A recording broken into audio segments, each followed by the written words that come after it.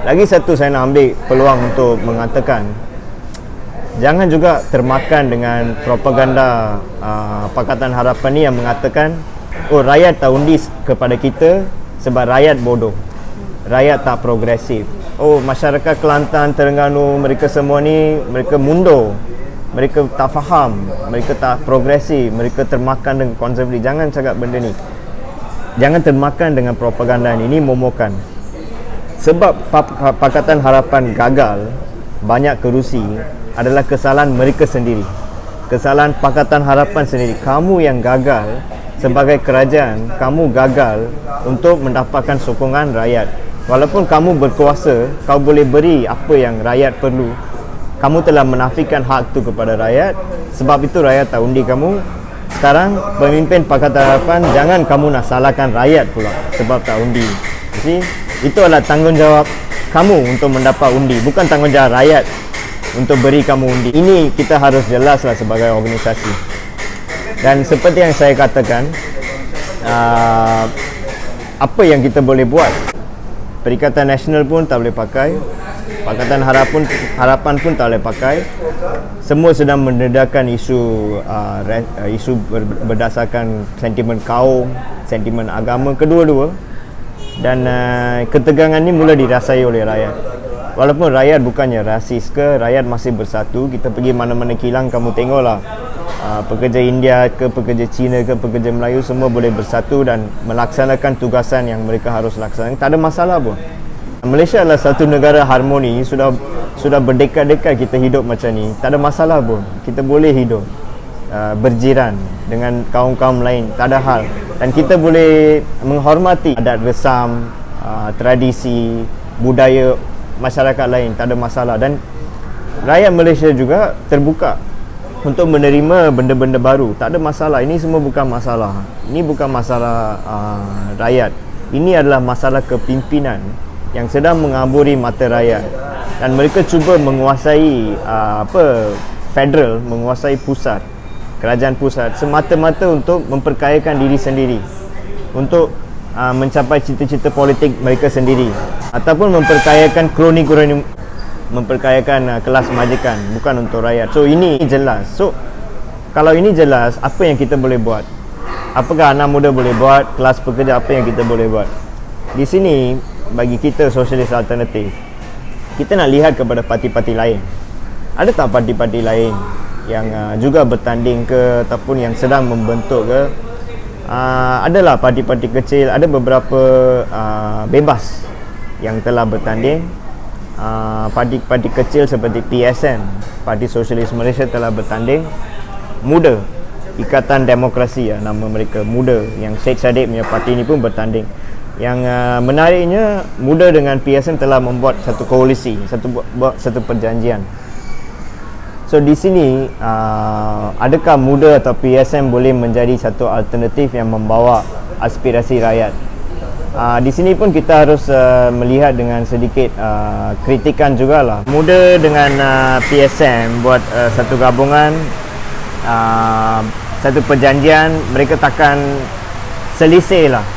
Mereka takkan lawan di tempat sama, ke perjanjian mereka. So, okay, Muda, kita bincang sedikit tentang Muda. Saya tak nak, Muda ni parti baru. Saya tak naklah kritik mereka sangat.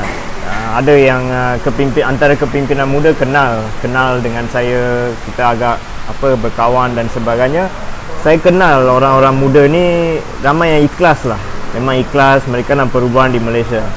Tapi satu benda yang saya nak cakap dekat Muda ni, kepimpinan kamu masih tak betul lagi.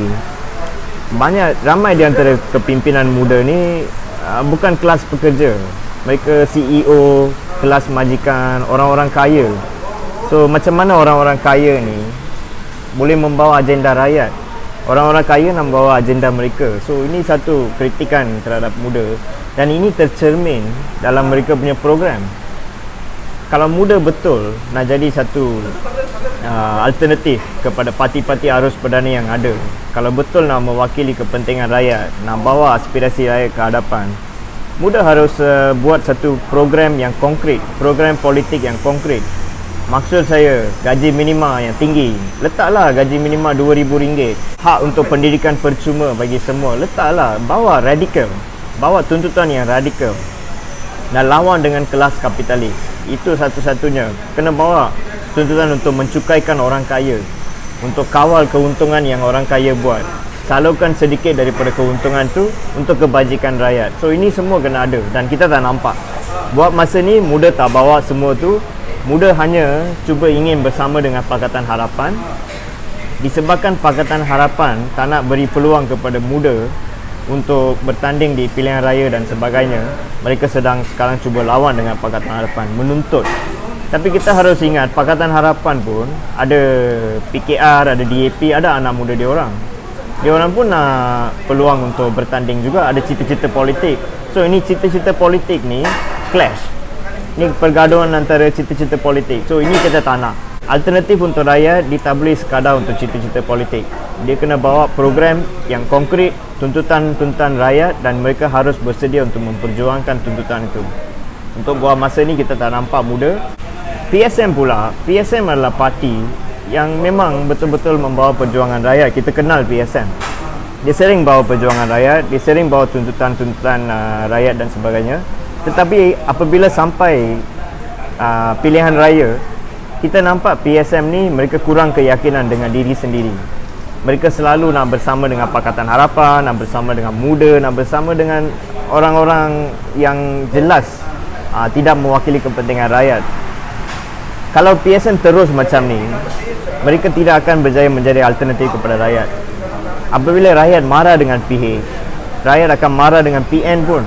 Bila PN diberikan peluang menjadi kerajaan, mereka pun akan mengecewakan rakyat. Rakyat akan marah dengan PN. Rakyat akan marah dengan muda jika muda tak bawa apa-apa perubahan. Pada waktu itu, PSM harus mempersembahkan diri mereka sebagai independen, bebas, tidak terikat dengan mana-mana parti. Tapi sekarang ni, nampak sangat mereka terikat dengan Pakatan Harapan. So ini adalah strategi yang salah. Saya tak kata PSM kalau kamu mengambil satu pendirian yang bebas, kamu akan dapat banyak undi. Saya tak kata itu. Tetapi ini boleh jadi satu permulaan yang bagus. Bila kamu nak intervensi dalam pilihan raya, ambil posisi independen, ambil posisi yang bebas. Bawa program-program rakyat, program yang konkret. Tak kisah berapa ramai sokong. Sekarang pun semua kalah. PSM kalah semua, deposit hilang. Habis kenapa kamu nak buat strategi-strategi yang ingin nak menang undi saja? Bawalah program yang konkret, kenalkan program tu kepada rakyat. Guna platform pilihan raya ni untuk kempen politik, untuk bawa kamu punya tuntutan. Jangan sekadar nak menang, sebab tak boleh menang pun. Kamu nampak sentimen rakyat ni, mereka takut apa yang boleh jadi dengan kerajaan pusat. Mereka undi sebab tu. Okey, mereka bukannya undi sebab kepentingan diri ke. Ramai daripada rakyat undi sebab mereka marah dengan kerajaan. Itu sebab mereka undi. So PSM kena faham benda-benda ni. Kita pun menjemput PSM.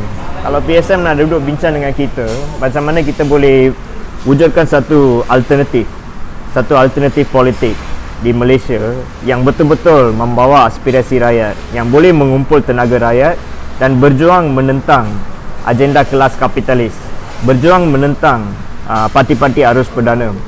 Kita menjemputlah PSM untuk berbincang dengan kita. Pada masa yang sama kita